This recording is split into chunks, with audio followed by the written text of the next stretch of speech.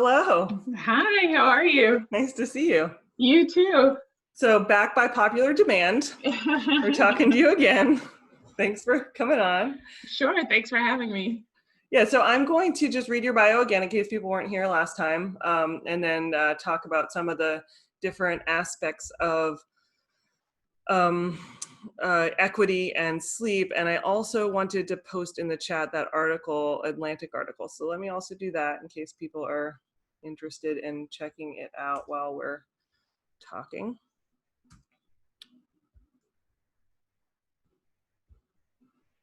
Okay, so I'm just posting that in chat window because it's really a good article. So let's see. So Dr. Nicole Christian Brathwaite, MD, is a board certified child, adolescent, and adult psychiatrist. She is the CEO of Well Mind Psychiatry and Consulting Company. She grew up in Philadelphia and now practices in the Boston area. We're sad we lost her. Her clinical interests and expertise revolve around delivery of mental health care to seriously ill children, pregnant and postpartum women and families, both locally and globally. And she's committed to educating medical and lay communities about trauma, mental health, confronting biases, and addressing racism. She will discuss, today she'll discuss equity, sleep, and how that affects communities of color. So as a psychiatrist and someone who specializes in race and racial-based trauma, I thought it'd be really interesting to talk to you a little bit about the overlap of sleep difficulties and PTSD and racism, and like how everything sort of combines to make it much more difficult. So would love to hear from you. Sure. So, I mean, I think the one thing to establish is that when we think about PTSD, I think we often think about, horrible events like, a tragic car accident or, a major life loss or a fire or, physical or sexual abuse. But what's important to understand is that everyday experiences like racism and microaggressions and just the global discrimination that people of color may experience can build and actually can become trauma. And so I think many times people don't recognize that racism leads to trauma. Racism is a form of trauma. And what happens when we experience trauma, we go into that like survival mode. So we go into the fight, flight, or freeze.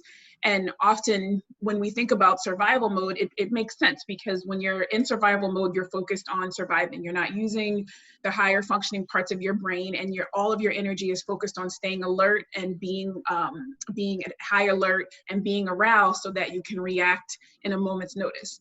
Unfortunately, when you're experiencing racism and you're in that heightened state of arousal, it does a lot of terrible things to the body. And one of them is that it makes it difficult to sleep.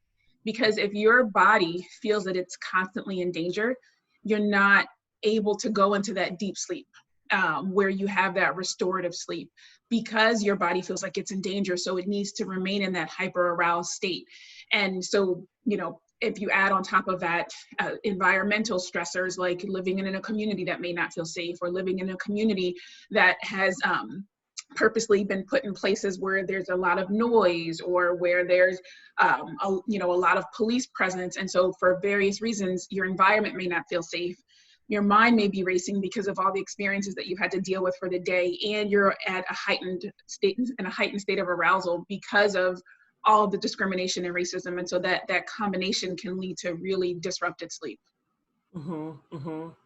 And the disruptive sleep. So actually, in a couple articles I was looking at, they did do sleep studies on people of color and white people, and they actually found differences in like the levels of sleep even in the same environment. So it almost seems like it's like these cumulative stressors even outside of the environment will then carry into the quality of the sleep you can get. Which I think is really frustrating, and it really makes it feel cyclical, right? Like if you can't get sleep and then you can't heal from the trauma because you're sleepy, and and then sleep deprivation causes a sense of like fight or flight and adrenaline, and then it worsens the PTSD. And I think I'm wondering where the part, what is the best place to intervene in the cycle, or is it just you have to do all three things, Right. I mean, honestly, the best place would be to look at the structural racism that's leading to the persistent trauma that people of color have to experience. That's going to take a while. Hopefully, we're moving in that direction. But on an individual level, I mean, there's a lot of things that could happen and should happen. So one is making sure that your sleep disturbance doesn't have a medical cause. So sleep apnea, which is the sleep illness where you like stop breathing for seconds at a time throughout the night. And sleep apnea is really common in African Americans, and sleep apnea tends to be diagnosed less frequently and treated less frequently in African American and Hispanic or Latinos. And so the first thing is, if you're not sleeping, speak to your doctor about getting a sleep study, because we want to make sure that we're not missing an underlying medical cause, which will put you at risk for high blood pressure and diabetes and obesity and actually early death. And so untreated and undiagnosed sleep apnea is a big concern. And so often there have been studies that show African Americans, for various reasons, have trouble with weight and have trouble controlling our blood pressure. And there's a connection between not getting good sleep and not treating sleep apnea and not being able to control these illnesses. So that's one thing, just, you know, making sure that medically we're okay and taking care of ourselves. Other things that may be helpful to try to help regulate our sleep are some things that we've even been talking about today, are implementing various mindfulness exercises. Because, you know, as we talked about, when you're in that fight, flight, or freeze, you're incredibly aroused. And many people of color can relate to the experience of laying in bed and reflecting on your day and, you know, just thinking like, did that really happen? Did that, like, I can't believe that happened to me. Was that racism, or was that something else? Or shouldn't I have said something, or why didn't I say something? And you're ruminating. So it's like your brain is just on this carousel and you can't get off. And that just stays stuck in your head. And then your body, when you start thinking about all of the negative things that happen throughout your day, your heart rate increases. You may not even realize it, but your muscles are tense. And so you're right back into that survival state and that hyper aroused state. And so we have to try to calm ourselves down. We have to try to minimize that, the arousal, and minimize the impact of the trauma. So doing things like deep breathing or mindfulness exercises, or even listening to calming music that can kind of help drown out some of the thoughts. And so, you know, again, mindfulness, and we've talked about this before, but mindfulness, even outside of helping with sleep, in general, can help decrease some of the negative impacts of trauma. And so using it throughout the day. And when I say mindfulness, I mean like just being aware of your environment, just being present. So when you're eating lunch, smelling every morsel and chewing it slowly and swallowing it and savoring it. Or when you're taking a walk, like, what are you seeing? What are you smelling? What are you feeling? And rather than being lost in your thoughts, being focused in the present, and using, you know, deep breaths. And so taking, you know, big inhales and longer exhales, and that can all, again, it reduces the heart rate and reduces our trauma reaction and our trauma response. I think that's really helpful. And even, you know, the microaggressions that people experience, that I think it's really, I think it's a really good point that, I mean, you sometimes you'll never get to confront the person or even get the response you should get, you know, about a event of racism, but the fact that it like then perpetuates, because it's like, you know, it's like the amount of harm it can do is a lot more. And of course, reducing those events is the best thing to do. But in the meantime, like noticing how much sleep can affect well-being. I did see it. There's a study of a person here at Penn, Dave Dinges, who did sleep deprivation for, he had people sleep 4 to 5 hours for a week. And he had a control group in which the other group was everyone's able to pick whatever food they want. But the sleep deprived group ended up choosing the higher calorie foods, because it's like the enzymes and the hormones are all like out of whack when you're sleep deprived, and gained 1 kilo a week in this study. Just like no other changes other than like you get to sleep less. So it really compounds the problems. And then if there's difficult access to healthcare and like historical reasons why, you know, one might not want to go to the hospital due to ethical violations. It feels like it's a really big problem, but I do think that sleep isn't talked about that often, as like a main mediator for health. And not even just adults, and kids too. And so when we're thinking about poor sleep, we're often thinking about us as adults not getting good sleep. And as you're saying, there are a ton of studies that show on average, a large percentage of African Americans are getting 7 hours or less of sleep, or too much sleep. And they're oversleeping because of like chronic exhaustion and inconsistent sleep schedules. But the same is actually said for our children too. So children of color are getting less sleep, and it's affecting their performance in school. It's affecting their behaviors. It's leading them to have an increased risk of obesity and diabetes and chronic illness. And so sleep is important for adults, but it's the entire family is not sleeping, and the entire family secondarily is having more complications with long-term health issues and mental health issues. Yeah, it's a really very problematic. And just also wondering, do you think there's anything to say about like racism, stress, and dreams? Like, is there a way to deal with just because this is the program about sleep and dreams, so any way to deal with dreams and like those stressors that could be beneficial? So, I mean, often dreams or nightmares, again, are symptomatic of PTSD.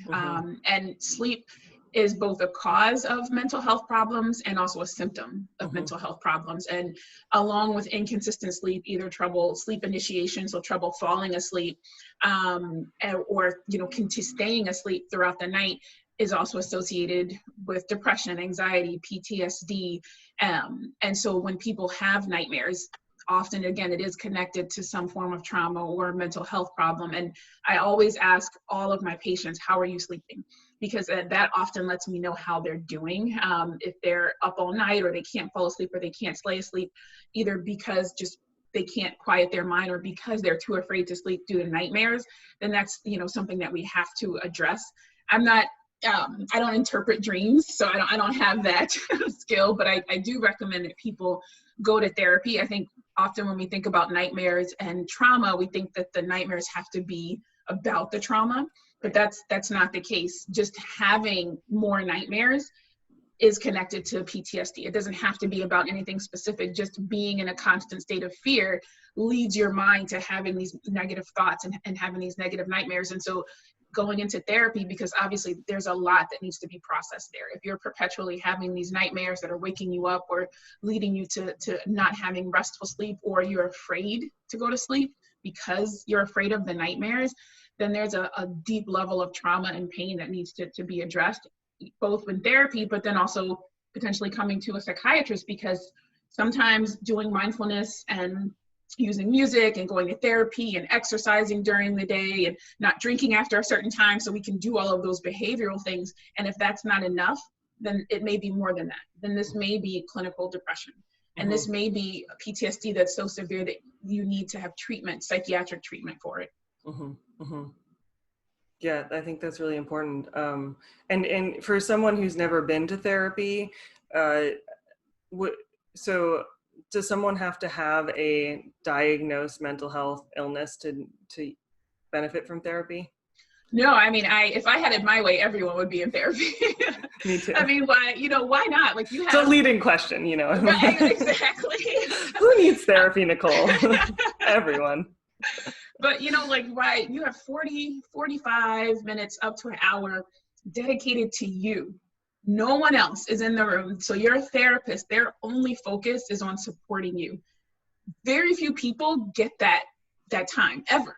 And so to be able to dedicate that time, so therapy is a form of self-care.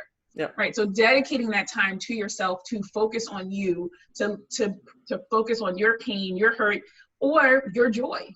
And, think about the things that you're grateful for, and just have that time to reflect. You deserve it. Everyone deserves it. And it's helpful, because then you can process the frustration and the anger.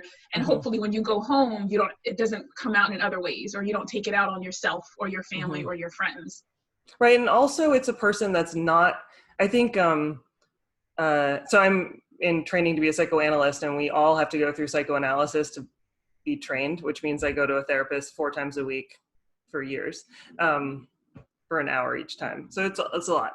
But I think it's really important to notice the benefits of like having someone that's objective and like not part of your, a lot of people think like, well, I have good friends, I can tell them, but everyone in your friendship circle and your family is like connected in some way and has some bias about what they want and who they are to you.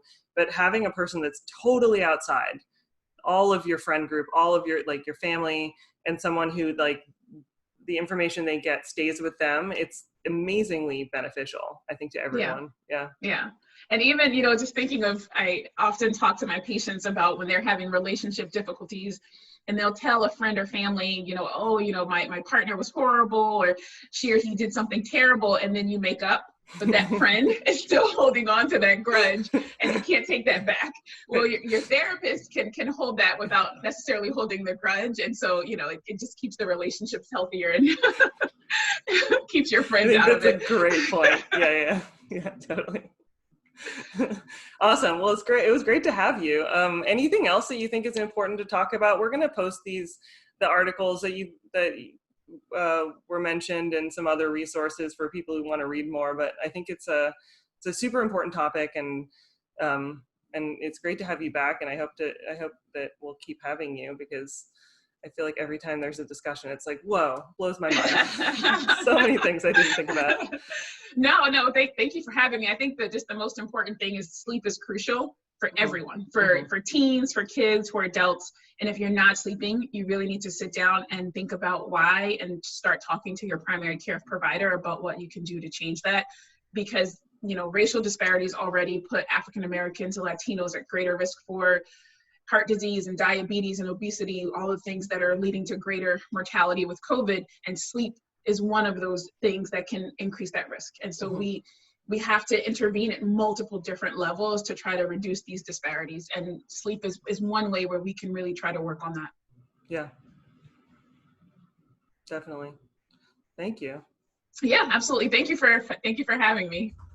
This makes me feel like I'm almost back in Philadelphia, even though I'm not. You can always come back. Please come back. We'd love to have you. I know. I would love to be there. I'm still a Phillies diehard everything, so I just happen to be in Boston. Temporarily, we'll say. Right, exactly. Oh, thank you so much, Hannah, and have a wonderful evening. Thank you. You too. Bye. Bye.